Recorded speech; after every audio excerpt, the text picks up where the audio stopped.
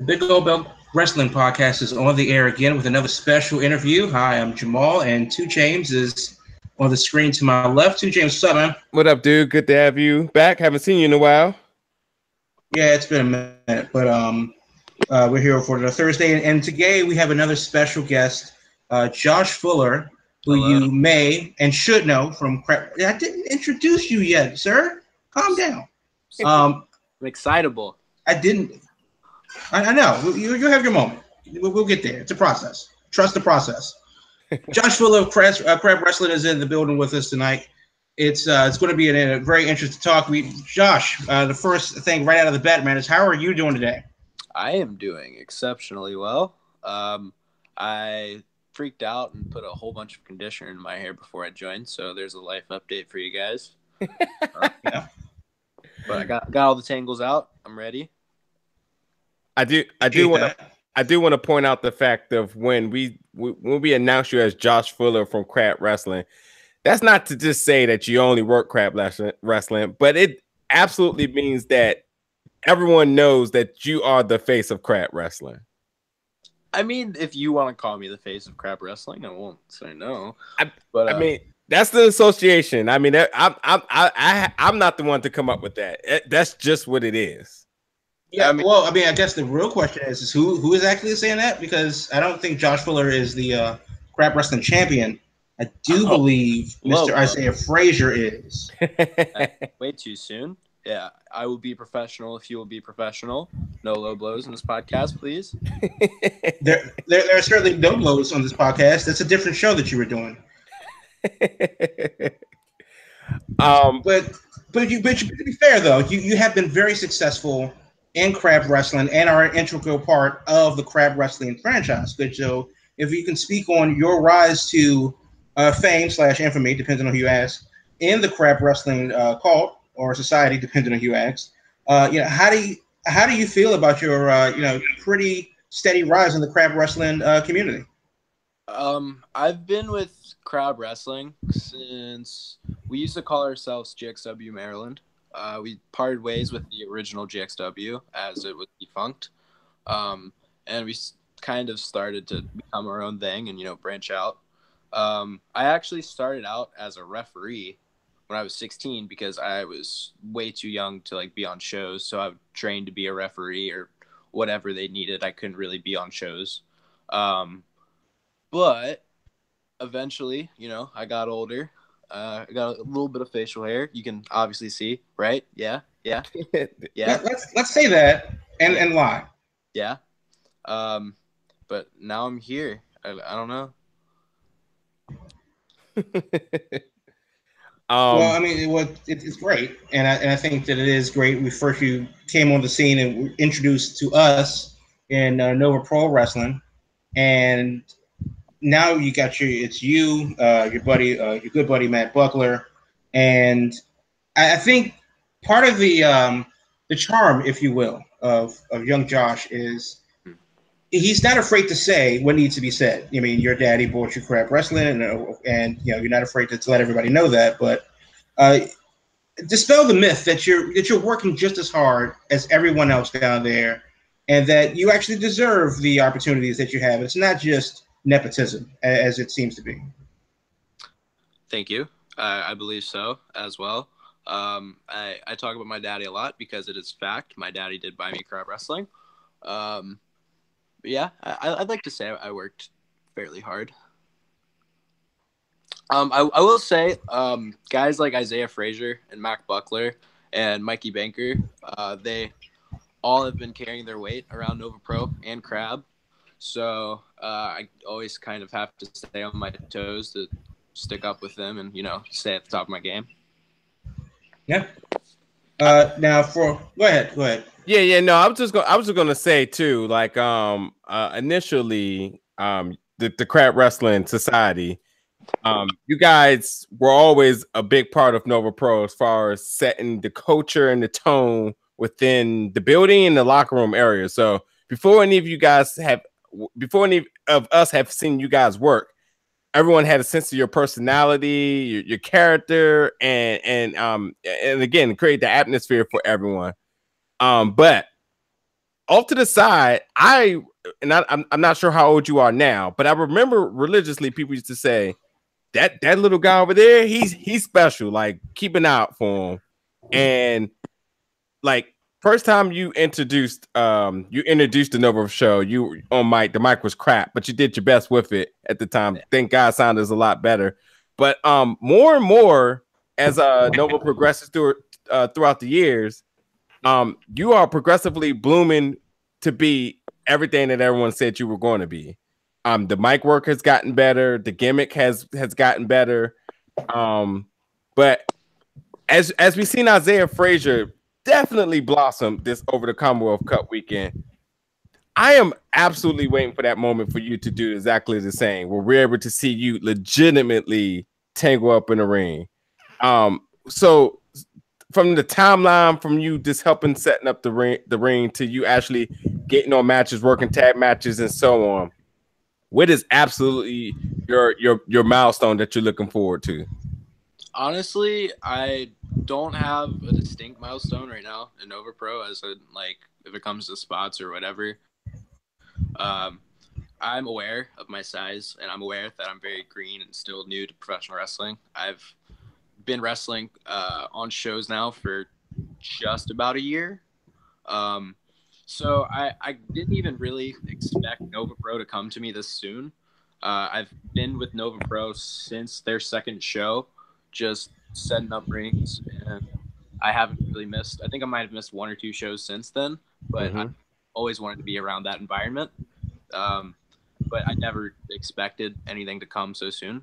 But I think, I'm starting to go to the gym, starting to tan, starting to going for new gear and trying to just up my look. And then I've been training a lot more. I'm just trying to put in the work so I can earn that spot on the roster. But, for what I'm getting right now, I love it. I love opening shows. I love being with that crowd. It's definitely a special crowd. Now, let me ask you this. Obviously, you're definitely stepping into the ring now, and more so. Has your perspective on the business changed from being a fan to now an in-ring performer? I will say that I watch wrestling a lot differently, but I'd say that every wrestler watches wrestling differently after, getting into the business. I also will say, watching Nova Pro, I kind of, instead of watching it more so as a fan, I will watch it more in a studying manner. I like watching and seeing what gets reactions from the crowds, like what works, what doesn't there. So I'm always trying to watch the show. I'm just gonna Okay. I'm just gonna put my 2 cents on that too. And that's not even a stretch of a lie, because during the Isaiah Frazier match versus Nick Aldis, I looked over at you and the crab people, and you were locked in. Like, I was like, is something wrong with Josh? Like, you usually a little bit more cheerful, or such a joy to your face, but you were locked in. Like you had it's like you had your pen and pad out and was just taking complete notes. So that's absolutely a true statement that you just made.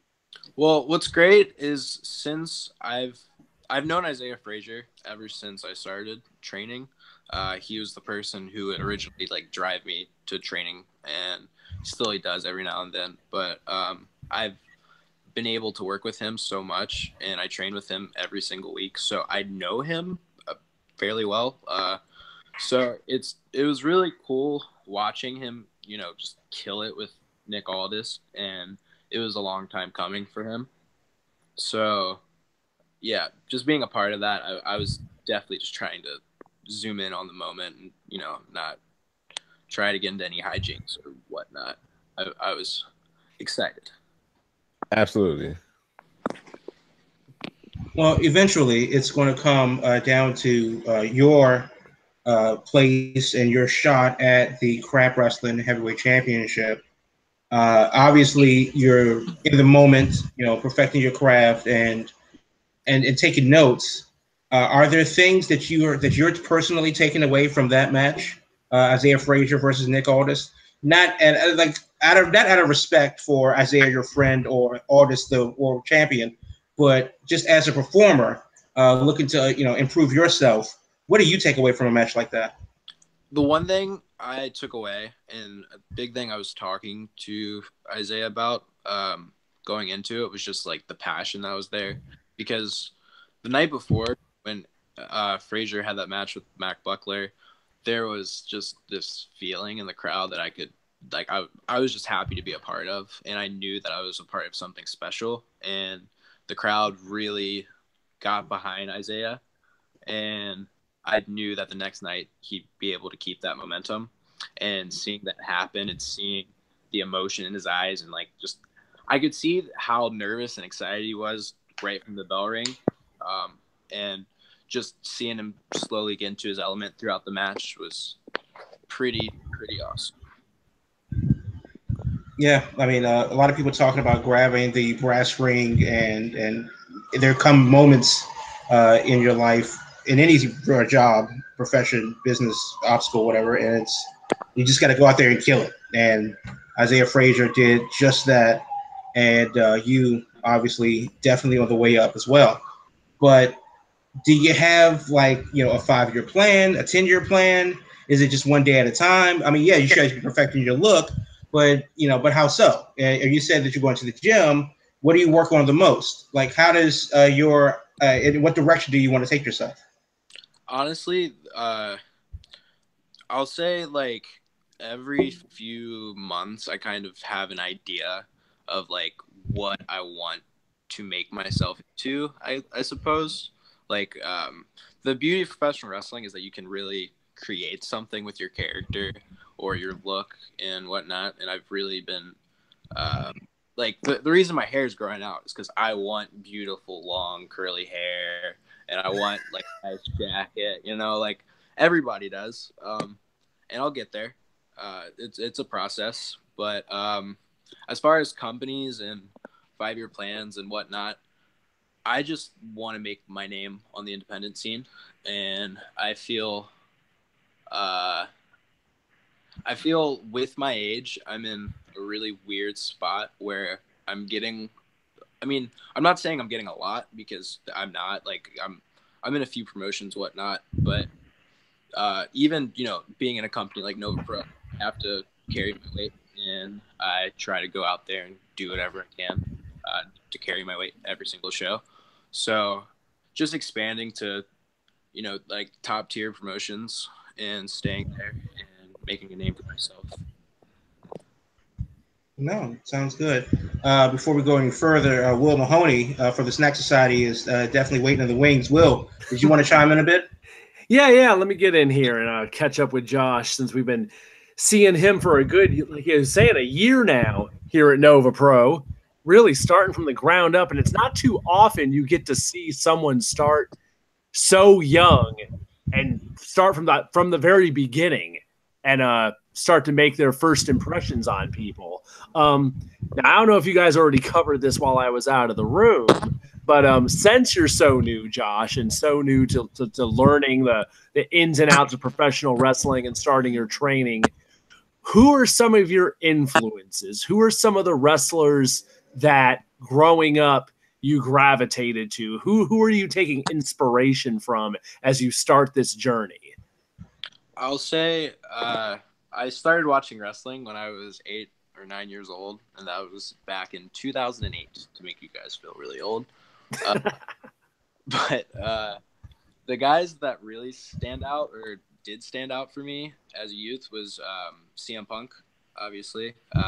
Just the way that he captured people with how he talks on the mic. And I kind of think that's why I feel so comfortable on the mic, is because when I was a kid, I just thought I was CM Punk and would cut promos in the mirror and do whatever I really wanted to. And Daniel Bryan as well, just because he's a guy who is my height. And I know I'm not built like Daniel Bryan right now, but he gives me hope that I can get there. And there's a lot of guys, guys like offset everybody that you can do whatever you want no matter what size you are. I don't know. I kind of like, instead of studying certain wrestlers, I'll just type in whatever wrestler I'm feeling that day, and I'll look up some YouTube matches. And I've been really into like '06 Ring of Honor lately, like just around that time period, the Nigels and Bryans and AJ and Joe, and just going out there and put on clinics. That was a strong time period for Ring of Honor. So there's definitely a treasure trove of matches and greats to study from that time period. Now, is there a certain style you're gravitating towards? You mentioned, you're really focusing in on the talking now, which is great. But as far as like in ring, is there a certain style that like you're feeling more comfortable with as opposed to like something else? I am not a luchador. Damn it. Yeah, I'm sorry. I can do an okay Hurricane Rana, but besides that, I don't do flips and stuff like that. So in order for a guy my size to look credible, I have to be pretty smart about how I go about the psychology of a wrestling match. I try to stick away from doing just moves that I'm not saying like they don't look credible or whatnot. It's just finding like what my character can do and trying to outsmart people, and it just all comes down to like the psychology of things, I guess. Is I like before I started actually being active and agile in the ring, when I was training for the first year or so, I would study psychology, and like that's what I picked up on quickest. And I still feel like that's my strong suit right now when it comes to training, is just listening and learning from people. Do you think that compared to the older golden years of wrestling in the 60s and 70s and how methodical ring psychology was compared to now, do you try to incorporate and encompass something a little bit old, a little bit new, or is it, today, because ring psychology is a lot different today and how you set up and pace a match and for today's audience. So where do you draw your inspiration from in that regard? For me, it's just more so what kind of crowd I'm wrestling in front of. Crab wrestling is a lot more of a family-oriented crowd, so I don't have to go out there and do a million high spots to get a reaction or to get booed or whatnot. As for like Nova Pro, the fans are a little bit smarter to the business, so that's something I'm kind of going through right now, trying to figure out. Obviously, it's not something I'm going to get within a year or 2 years or whatnot, but I'm having a lot of fun trying to figure that out. So crab wrestling. Well, let me give this real quick. Crab wrestling is a very intimate setting. Fans are very close to the ring. You can hear what people are saying, and you know almost immediately whether or not you're getting a good response, whatever that response may be, versus a slightly bigger setting in Nova Pro. What adjustments do you have to make when you step into the ring in either setting, as far as how you present yourself? I kind of look at it as I'm like I said when I was excitable earlier, I'm kind of like that with wrestling too, where I like to do a million things, and that's something that I'm learning isn't always necessary.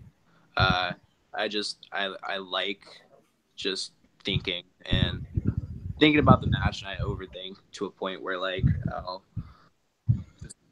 sometimes I'll do way too much. But in Crab, I don't have to do that so much just because of how simple the crowd is. So it's a balance, I suppose. What's great about Crab is I feel what makes me stand out right now is character work and my mouth. And there's a lot of kids in that crowd, so it's very easy to play with them a little bit. But yeah, I don't know. It depends. Right.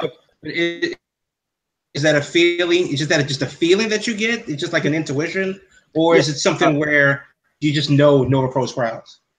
Yeah, well, I kind of can get a sense, depending on whatever matches are going on beforehand, if I'm going to another company that I don't know so well. But Nova Pro and Crab, I'm around so much that I kind of can get a feeling of what they're looking for. But that's kind of what most wrestlers will do, is they'll try to just get a feel of the crowd. So I did the math. So I guess that makes you 18. So I guess that means that I originally, when I met you, I can't even think about how much time has passed to Nova. Has it been 2 years or 3? Probably. I've definitely been at Nova for 2 years. Backstage or whatnot. But so you were 16 when you started working on your craft, which is right in your prime years of your life. When at that point you could totally make your decisions on whatever you wanted to do. And you are full blown into your wrestling career, and and what you decide to do. And I can understand why some of the questions we're asking could leave you a little back and forth about it, because you still got plenty of time to decide firmly what you want to do. But one of the things I wanted to know is, all you guys hang really tight in crab wrestling. We did get a peek inside the crab wrestling clubhouse with Mikey Banker about a few weeks ago, and I was surprised because I thought he was just at his own house, but we got to see all you guys just hanging out, talking.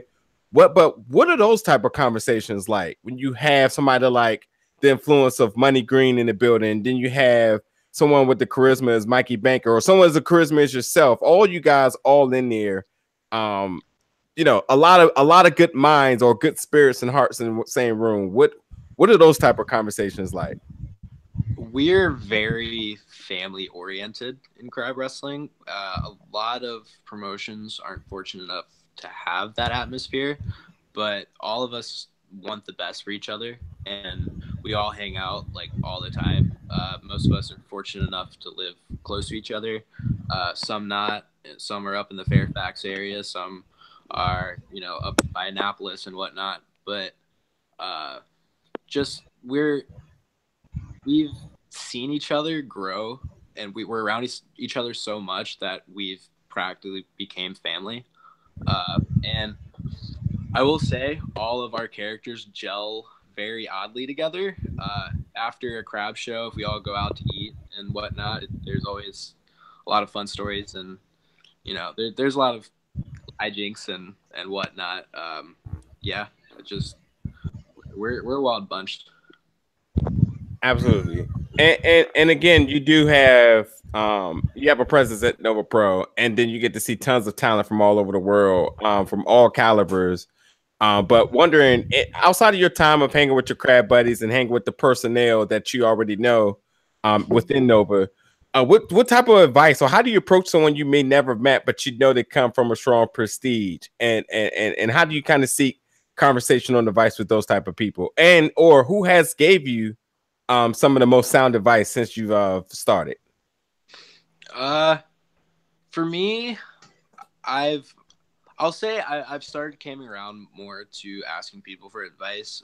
Right when I got into the business, I don't know if it was nerves or whatnot, but like I didn't really approach too many people. But I'm very articulate with my questions. Like I like specific things being asked when I ask stuff. So if I feel like there's a certain person that can give me a certain amount of advice, I'll go up to them and ask. And what's great about Nova too is that there's guys that just want to help. Logan Easton Moreau is a really, really cool dude. He's came up to me and he's told me he's recommended wrestlers for me to watch, and just different things that I can incorporate after watching my match. Another guy who's awesome about that is Tim Donst. Tim Donst has come up to me twice now. He definitely did not need to. And he's just told me what he thought about the match, and most guys they'll be nice to you. It's just you have to be respectful when you go up to them. And a lot of greener guys, they kind of don't want to know like what's wrong with them, I guess. And a lot of greener guys, they like to make excuses for certain things that they do in matches, and guys don't want to hear that. Yeah. So you just kind of have to stay humble and just keep listening.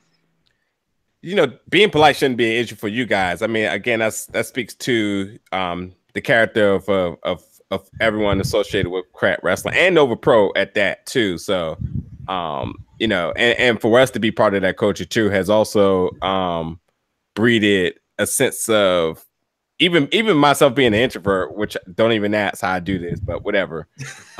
Being able to approach someone that, you know, has tons of star power, or just someone that you just may be a fan of, it almost becomes seamless because of the fact that you think that if you are here, you must be here not only because you're a draw, but because you fit in this culture. Mm-hmm. I'll say the first time I ever went to Nova, there's guys like Cedric Alexander and Donst and Sanjay and just like people I've been watching ever since I was a kid, and just being around that, it was crazy. I did not feel like I fit in at all. I was so young, still, yeah. But the more that you're around them, it kind of becomes your everyday life. So the star power and all of that just kind of fades away after a while. It's an uncomfortable feeling still. I know exactly what you mean. Like I remember being a long fan of Cedric, and me and the crew, we spoke to him at a Nova show, and then we turned around and seen him in New York, and he was just like, hey guys, you know what I'm saying? Just see you last night. I was like, this guy sees a zillion people a day. Like, who, like, why you remember us? You know what I mean? So there's a lot of times where people will like they'll say, hey Josh, or whatever. I'm just like, what? Yeah. Like, seriously, New Orleans, anyone that like came up to me and spoke to me that knew me or remembered me was like beyond my understanding. Like, it just was incredible. Yeah. Now, 2 Chains, you brought up New Orleans. Yeah. There's something we got to talk about from New Orleans. Oh, yeah. I hope you saw what I saw today as I was getting ready for this interview. Definitely. So if you were nervous at Nova and you've been using your mouth to get noticed at Nova, yeah, you're apparently not that uncomfortable, because you went from Nova Pro to the tippy top of the mountain, and you have a video, Josh, on your Twitter pinned to the top of your profile of you challenging a certain man that many of us cannot see, a certain Mr. John Cena. Yeah. Please tell us about this, because my jaw about hit the floor when I saw that this afternoon. So, that kind of just fell into my lap. My friends that I went to, or I hung out with in New Orleans, I met up with a bunch of my internet buddies because I was a big internet wrestling nerd before I started training. Mm-hmm. And a group of us just hung out in New Orleans for the week, and they really wanted to see blockers for some reason. And one of them said, hey, they're doing a live Q&A with John Cena. You want to go to this one? And everybody said, yeah. So the second I heard that, I was like, what can I get out of this? Gotta shoot your shot.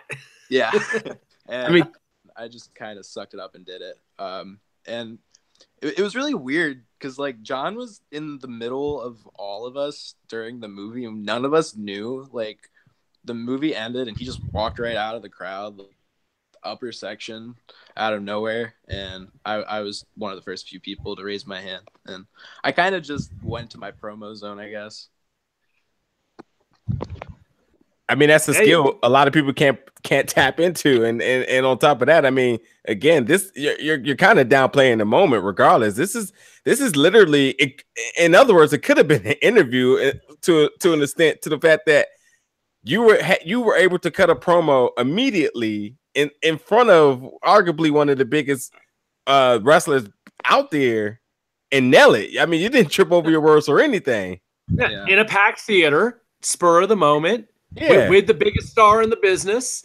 I mean, Very few people are going to have had that opportunity. So there's definitely a lot of credit to be given for stepping up and seizing the moment. And hey, who knows if John actually remembers that or what? But still, I mean, that can't be something that happens to him every day.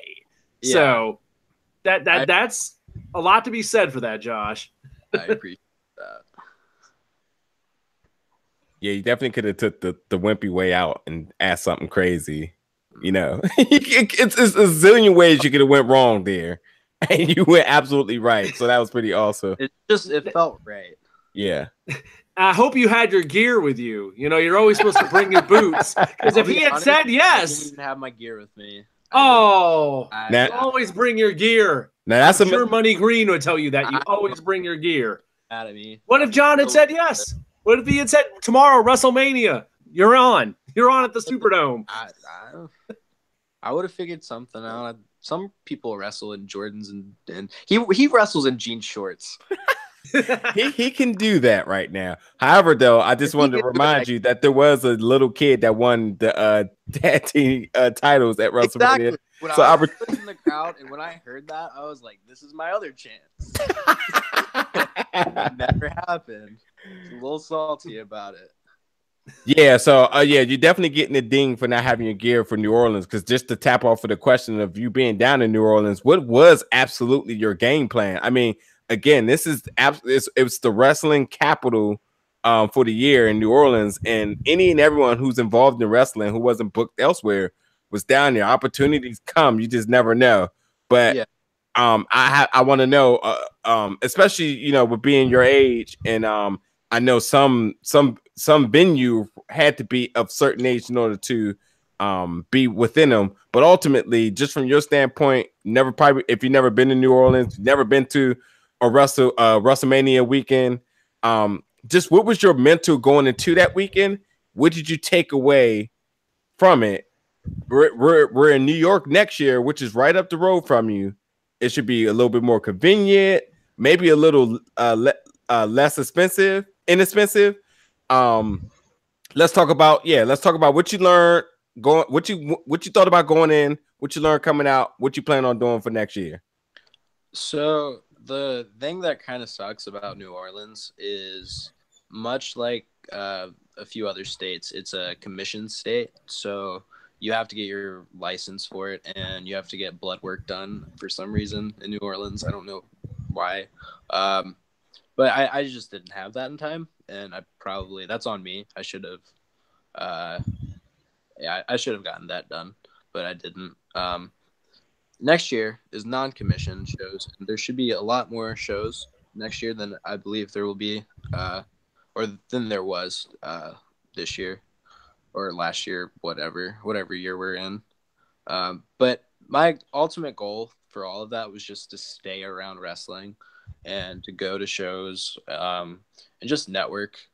What's awesome was that there's so many wrestling fans and so many wrestlers just on Bourbon Street that I could go out and make any connection just by walking outside and walking down the street. And there's a show every weekend. I went to Joey Janela's Spring Break just as a fan.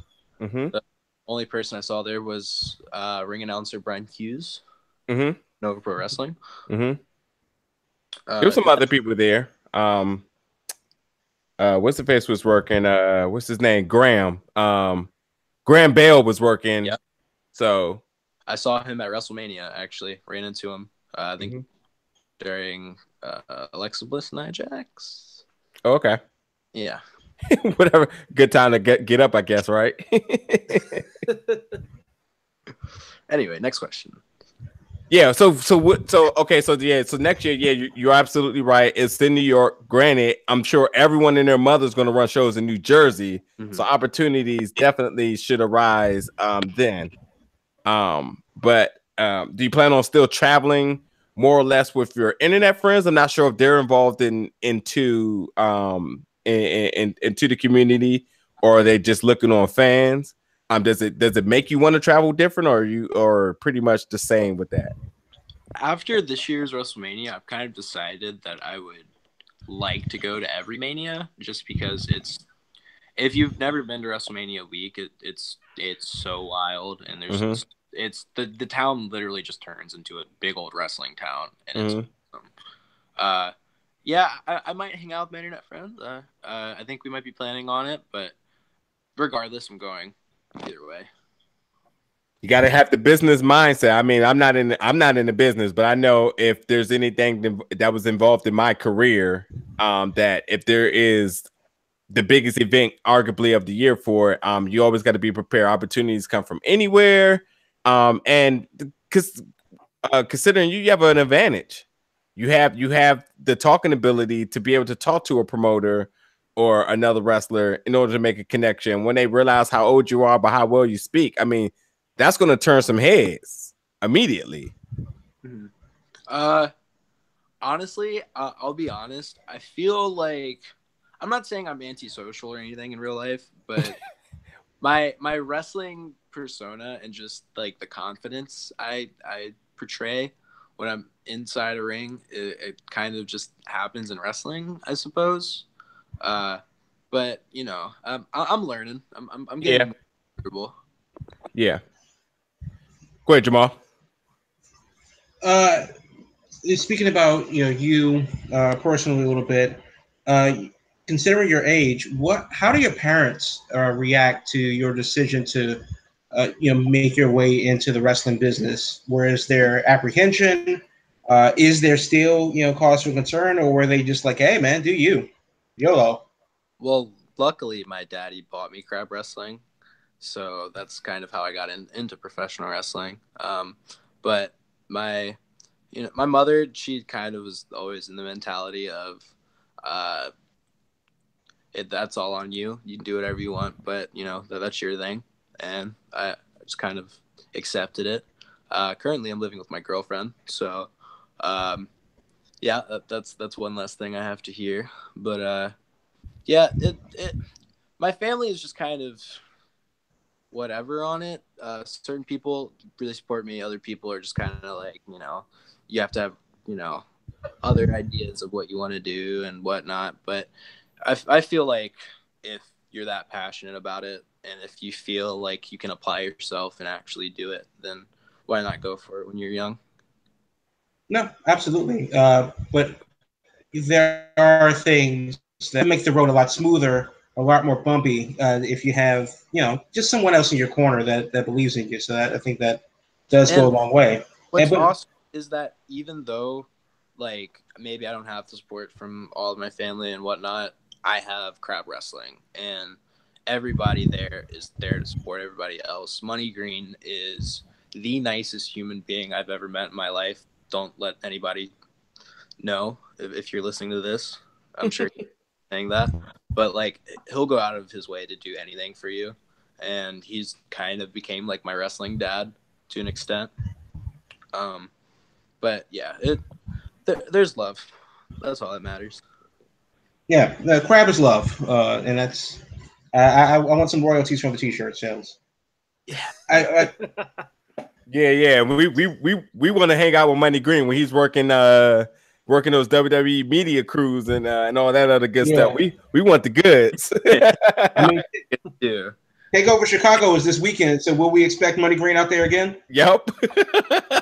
Honestly, I don't know. He goes to the most random shows. Like he goes places sometimes, and I don't know. Yeah, we were surprised last year to see him out there. What was that? I'm sorry. We were surprised to see him running around the production area of NXT TakeOver Chicago last year. Yeah, he is a chef. He has a culinary degree, so when WWE is around, sometimes he gets the opportunity to step in there and throw it down in the kitchen. Oh, that's what's up. All right, so that's the end. No more, because we're gonna have him soon. He slightly knows, but we'll have him more soon. That's a hot one right there, because I had no clue. Right. So hopefully we'll come up with a menu that he can prepare. Maybe we can sit down in person and have that interview. Hell, he should be the one running the food for Nova Pro. Yeah, that's a different thing that we need to talk to a lot of people about. But yeah, go ahead. Go ahead. No, go. Okay, so I was gonna say like so Josh, it's good to see that obviously crab wrestling definitely the place to be. Give us a little bit of information about where we can find crab wrestling. I know you guys have a Facebook page. You do some shows down in Southern Maryland, but if people want to see you and see the good guys of crab, where can they go? I'd say just to follow all of Crab's social media for updates. I believe our next show, it's not confirmed yet, but we're heavily looking into August 3rd in Ridge, Maryland. And we have the White House chef. He's be there. He's a huge guy. Have you guys seen that White House chef? Yeah. Big dude. But yeah, crab. Yeah. Follow social media. And you'll see all the updates there. Yeah, and that's Facebook, Crab Wrestling, CRAB Wrestling. Yeah, Facebook, Twitter, Sesame Place, Club Penguin, all of that. So last thing, Josh. I mean, you definitely new to the game, but has anybody made you starstruck? Anybody that's taken your breath away seeing them in person?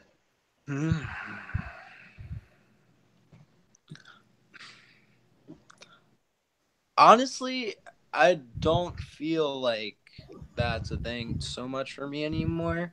When I was younger, new to the biz, there was I hate that I just said the business. He's a grizzled veteran now, 25 years. Grizzled young vet. But I was just starting in the business, which I still am, but you know what I mean. Right. Now I'm just around people so much. I will say, still a little intimidated by Joey Mercury. That's just his presence, I think. But yeah, I don't know. Now we asked Mikey Banker this, and he had a very surprising answer. But anybody, dead or alive, that you would want to face in the ring, who would that be?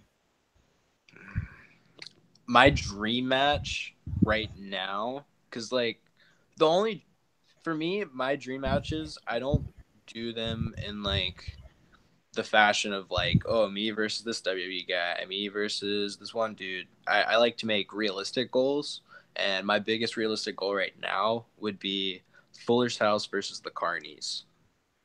Ooh. Yeah, I would love to face the Carnies in Nova Pro, Crab, wherever. Just they're the nicest people I've ever met in my life, minus Bunny Green, and I want to be part of that. I once spent like an hour just picking their brains at a crab show, and it was like the best hour of my life. Well, I mean, that's another interesting answer. I mean, obviously, you could pick anyone you want, and Mackie Banker picked you, and you say the Carnies. So I think that is the ultimate respect there. Yeah. But I'll wrestle Mikey 10 million times. No, but I think that like goes into what I'm saying about like just respect and like the admiration that you have for people. Crab is love, and you guys are like a really close family. And Mikey said you, and I think you picking the Carnies, so people that you've taken kind of take you under their wing, so to speak, is really like just another great show of respect for a group. So I think that's actually pretty awesome and realistic. So another conversation we need to have with people. We're fortunate enough to whenever we bring in outside talent, most times they take a liking to our locker room just because there's no politicking and there's no like drama. It's just we're around each other so much that we're just a family, and we want to welcome people into our family, and we don't really have time for all that. Okay. Yeah. What did you want to get in there real quick? I think I've nailed anything I wanted to nail. I mean, if you're not intimidated by John Cena, then I mean, who are you going to be intimidated by approaching in the wrestling business? Once you get past that, yeah. I mean, geez, maybe to end it on this, since you're starting out and you're so new to everything, let's just take it 1 year from now. 1 year from now, so we're talking June 2019. where do you hope to see Josh Fuller or even Fuller's House next year, June 2019? I would love for Fuller's House to start expanding to other promotions. I'm fortunate enough to finally start branching out and, just working in different states and whatnot. And in crab wrestling, I feel like sort of not like a vet in crab, just I've been there since sort of the beginning, so I just kind of want to see crab progress in June of next year. And for Nova Pro, I'd just like to see Fuller's House work their way up to the main card, and just being able to prove that we can wrestle and just be able to learn from different talents. Yep. I mean, you're within the right range that these goals are very realistic and probably going to happen sooner than you thought. I mean, again, we're looking at some of the crab people already getting opportunities. It's only a matter of time for you. I will say this quick shout out to everyone in crab wrestling. That is Mr. Josh Fuller himself, the gift Isaiah Frazier, Big Mother Trucker Mac Buckler, Bad Mother Trucker. And Mikey True Banker, and we do have Money Green. Now, we those are big names from Crab. Who aren't we talking about right now that we need to be looking out for? The one guy that he's still relatively new, and it's gonna be quite some time until we see him like in a Nova Pro ring and whatnot. But there's this guy named Jax Joy, who before getting into wrestling, he didn't watch wrestling at all. Like he didn't know anything about wrestling at all. He just showed up one day. His friend was a wrestler, and he fell in love with it. And his brain and like the way that he's viewing wrestling, I respect very much. And I think there's big things to come for Jax Joy. There's a guy called Silverback. He's basically a gorilla. He likes to beat on his chest, and he's out there. But just I feel like us as a whole, just we're gonna all progress within each other, and there's a new class that's just now coming to a point where they're almost ready for shows, and I'm really excited to see who steps up. Yeah, so then there's definitely big things on the horizon for Crab Wrestling, and of course you can find everything you need to know about Crab Wrestling on their Facebook and Twitter. Just search Crab Wrestling on the social media of your choosing. So Josh, I got to thank you for hanging out with us tonight. Compared to last time when you berated me and then left in a huff, if I remember seriously right, and I can pull the tape. But this was actually an enjoyable experience. Hey, you wore a very stupid Blue Jays shirt, and you were asking for it, buddy. I don't even watch baseball, but I knew it was stupid. Yeah, that's very insightful of you, Josh. That's why we pay you for your baseball knowledge. You have a shit shirt on. You have an Orioles hat. You flip flop teams. You're stepping up in the world. It's fine. I'm nice now. Yeah. Again, great baseball insight. Orioles are actually the worst team in baseball right now, but you're the worst three. And I try to live up to your expectations of Crab Wrestling. So, for Josh Fuller and all of the good guys that are actually good guys down there at Crab Wrestling, do check them out. Whenever they have a show next later on this summer. But for myself at Giant Crab on the Twitter machine, I'm Jamal 2 Chains Will of the Stack Society. What's coming up on the Stack Society next, Will? Oh, today we actually dropped a video that we recorded at the Commonwealth Cup this past weekend with Isaiah Frazier's infamous legendary manager, Coach Gator. Coach Gator got with the Snack Society at the Commonwealth Cup and helped us review the brand new chocolate peanut butter pie Oreos that just dropped today. So if you go to my Twitter feed at Heel Will Mahoney, it is up there with Coach Gator reviewing the new chocolate peanut butter pie Oreos. Today it dropped. Wow, so definitely check that out. And for all of us here at the Big Gold Belt Wrestling Podcast, we will see you next Thursday. Until then, peace out.